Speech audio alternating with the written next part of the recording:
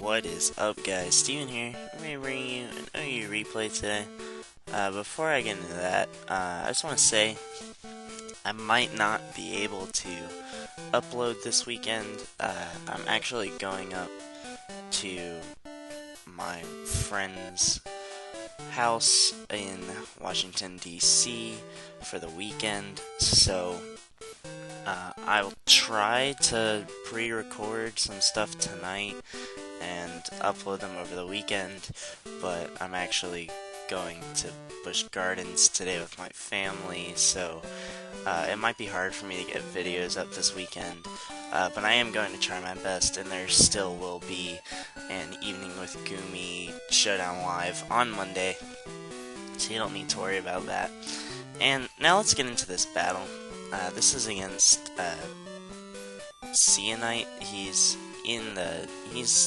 a really good player in OU, and I know he's been using this team for a really long time, and I've been using my team for about 3 battles at this point, so I knew it was going to be a very difficult battle for me because he's a very good player.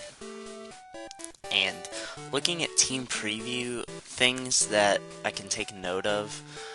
Firstly, Azumarill is really kind of a problem for my team if it can come in safely. I also realize now that I don't have any moves that can actually OHKO Mega Scizor, which is really unfortunate.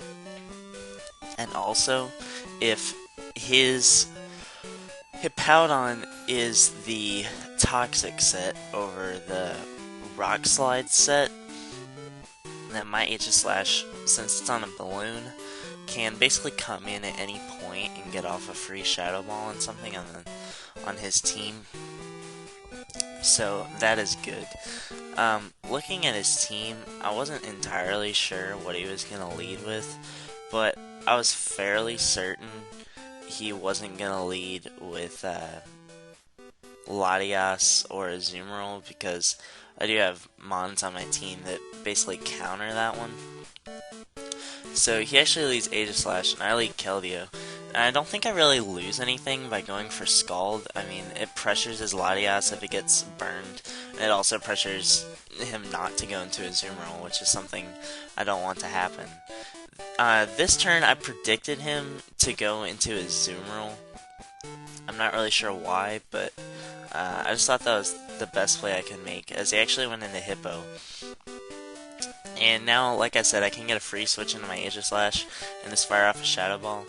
I know this Mega Scizor is definitely a problem for my team, but I can safely switch in my Keldeo on the Roost, and once again, Scald really pressures his team, so that's what I'm going to go for. And I do get the burn on the Latias, which is really nice. And this time I actually do go into Tyranitar, and he basically absolutely annihilates me with that Draco Meteor. And the residual is racking up, and I predicted him to Roost, and I go for Stone Edge, and yeah, I missed. So that's unfortunate, but it happens. And now I go for the next obvious Stone Edge, as he goes into Hippowdon and gets up his rocks. But again, this does allow me to go into Aegislash. But he does have this Mega Scizor, which is honestly just a really annoying Pokemon. It's really freaking bulky. And once again, my best switch in is Keldeo.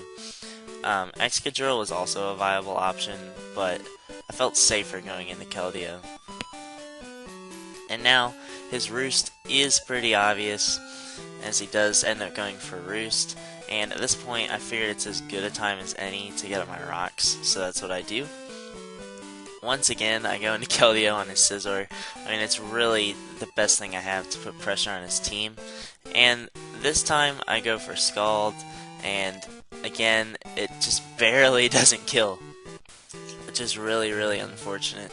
But he does just go for Roost once again. And I know he can take me out with the Draco Meteor, so I don't want that to happen.